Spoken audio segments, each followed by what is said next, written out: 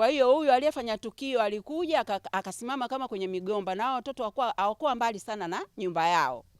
Kwa hiyo alivyofanya pale alikuwa anawaita kwa ishara ya mkono.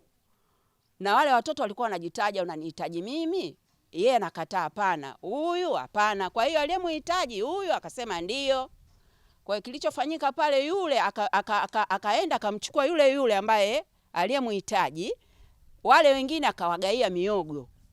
Kwa hiyo akakimbia naye. Kwa hiyo baadhi ya wale watoto 5, mmoja katoka sema mama, huku mwenzetu anaondoka. Kata ya Likombe tuna maeneo ambayo yana vichaka vingi sana.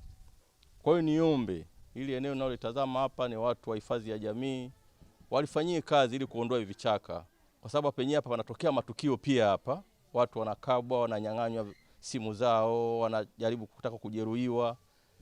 Pia na taasisi ya magereza nao ningeomba, wana eneo kubwa sana ambalo wanafuga pori kubwa, wapunguze maeneo mengine ya hivi vichaka, kwa sababu hao wahalifu nao wanajificha kwenye hayo maeneo yetu ya vichaka vyao. Tulipokea mwili wa mtoto ambaye anakadiriwa miaka 8 mpaka 10 ambaye aliletwa na polisi.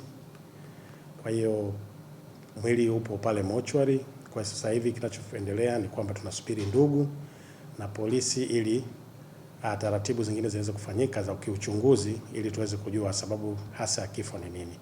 Kwa hiyo mpaka sasa hivi tunaendelea kuwasubiri polisi na ndugu ili tuweze kufanya postmortem, ndio itatupa majibu sasa tujue chanzo cha kifo cha huyu kijana wetu ni nini.